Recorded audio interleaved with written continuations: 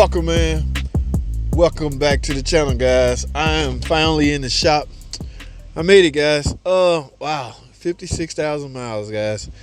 This is a 2019. Y'all recognize this center console, Chrysler Town and Country. It's a minivan, but I always say my diagnostics apply to any car. Now, 2019, where we at? We're in 2022 now, right now. 19, 20, 21, 22.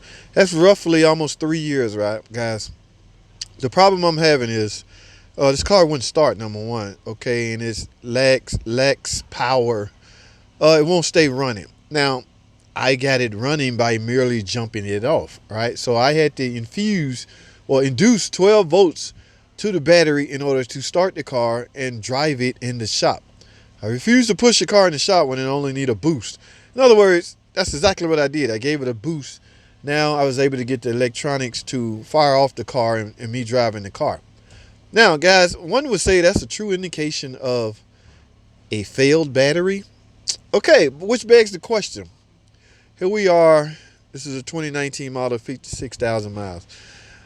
I don't know about you guys, but battery failing that early in its life is it's kind of premature for a battery to fail this early, guys. I don't know what's going on with today's batteries.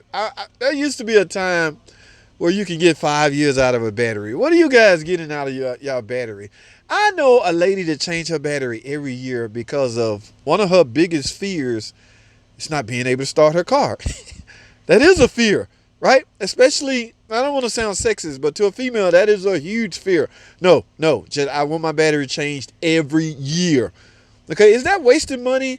It's hard to say because I wouldn't say they're fairly inexpensive. They are a lot higher than they used to be, but for that level of comfort, it's worth it to some people. Yes, I would spend almost $200 every year for this level of security, knowing when I turn my key, my car will start. Or if it don't start, it won't be for reasons of a battery. But guys, you got to understand, there's more to electrical system than just the battery. Yes, the battery alone, the battery is the heart and soul of the electrical system. Okay, but there's other things that come into play. What if your starter amperage draw is too high and it's pulling too much from the battery and killing the battery? So with you just merely replacing the battery and not checking the complete electrical system is counterproductive. My point is you need to check the entire electrical system. Okay, battery, there's an alternator. The battery job is to apply voltage power to the starter to crank the car over. Once that happens, basically the battery is just a reserve voltage storage tank. Okay, from there, the alternator is designed to replenish that battery's charge back to where it was and try to maintain it there for the next time it's needed to crank the car. Guys, electrical is a vicious cycle, and I'm going to talk about that on another video, but for now, it's just curious, man, why these batteries are failing so. 56,000 miles, this is 2019.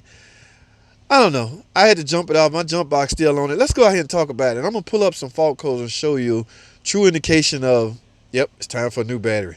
All right, let's get it, man. Stay tuned. Don't go anywhere, guys. Let's go outside. All right, stay tuned. Let's get it. Alrighty, guys, we're back. Here I am back, guys. Now, let me go over a few things with you that has transpired off camera, okay? Number one, this is my jump box I used to jump the car off and get it inside. This is a nice little jump box, guys. I actually did a company sent me this to do a review on. I did the review on it, but I can't find the footage, so I'm gonna have to do another review on it. This jump box is holding up well for me. Okay, so I jumped the car off, and now one thing I look at during my jump off phase while the car is running, I look at voltage. If I'm at 14 or 15, that is a small indication that the charging system is working, guys, but I wouldn't go by that alone.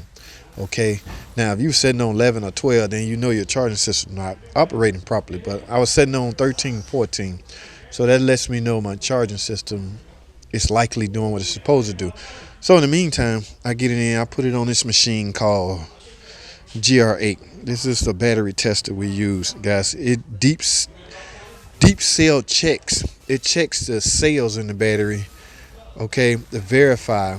It do a deep cell check and verify if the battery capable of delivering its rating. Okay, this is a 730 cold cranking amp battery. This machine can tell me if this battery able to accomplish that. However, it failed. Okay, so it's not able to accomplish that. Hence, the reason we need to replace it. All right, so yes, I'm going to have to replace this battery to repair this electrical system. Okay, now back to my original question. How long are we expected to get out of a battery? And should you act proactively and replace your battery once a year like one of my other customers? All right, y'all put in the comment what y'all think. I think that's a little too prematurely.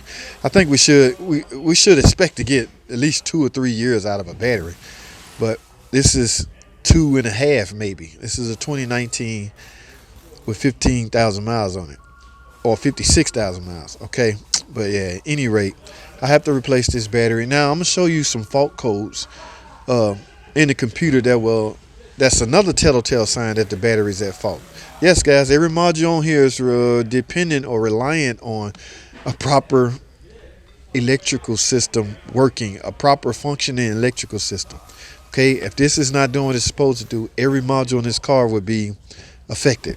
Okay, you may find voltage low in every module in the car. I'm gonna show y'all that in a second, but for now, look what I got, a new battery, guys. All right, I'm gonna get this battery replaced, and we'll talk some more about the electrical system once I get this replaced. All right, so I'll tell you what, y'all stay tuned, hold tight, don't go anywhere. I'll be right back.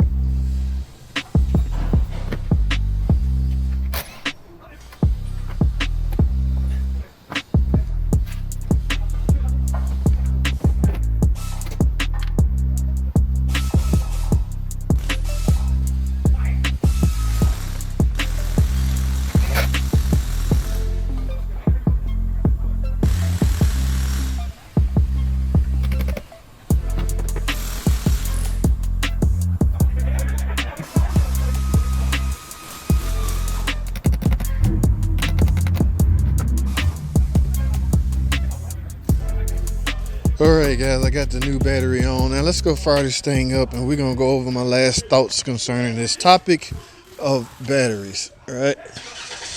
Yes, fires right up, which is expected. Now let's go to the computer, guys. I want to go over some things with you guys.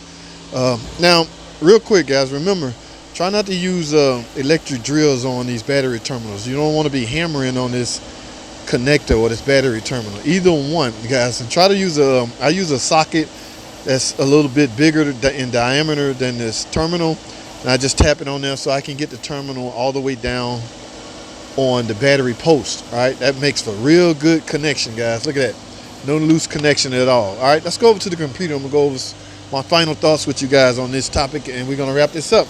Let's get it. All right, guys, here we are. Now, for all you guys that was wondering, can you erase fault code by merely disconnecting the battery? Looking at this topology, absolutely not. All right, in fact, all these codes will remain in there until you either physically erase it with a scan tool or go another route that I would discuss on another video. But for now, let's go look at all the DTCs and we can see what I was talking about. Y'all see all these DTCs, everything is relating to even configuration can sometimes be lost. Look at this battery and the HVAC. The HVAC module picked up low signal below allowable range. All right, all of these, look, the ABS system voltage low. Everything here is related to battery low voltage, battery voltage low. That's in the DMFL. So guys, these are true telltale signs that you having battery faults. All right, now because these you can easily, let's clear all DTCs because they're not in the PCM, so they probably can be totally erase DTCs. What do we get? Bingo, they're all gone. All right, so now my topology is all blue and no trouble codes. All right, so yes guys, this can be a telltale sign as to where. Now here's something you need to keep an eye on, guys. I'm pushing out 13.8. That's close to 14, which means the alternator is likely doing what it's supposed to do. So I want to suspect this battery replacement was a successful repair for this complaint. This might not be your problem, so you have to diagnose your problem accordingly. You know, every problem is not the same, guys. This happened to be the problem with this car. Okay, this is a 2019 Caravan, 56,000 miles. I'm replacing the battery. Again, leave in the comments, guys, how long you guys are getting out of your battery, and should you act proactively and replace your battery every year? or say every 2 years. What do y'all think? All right, leave a comment below. All right, that's all I have, guys. Thanks for watching. Comment, subscribe. I'll see y'all in the next video.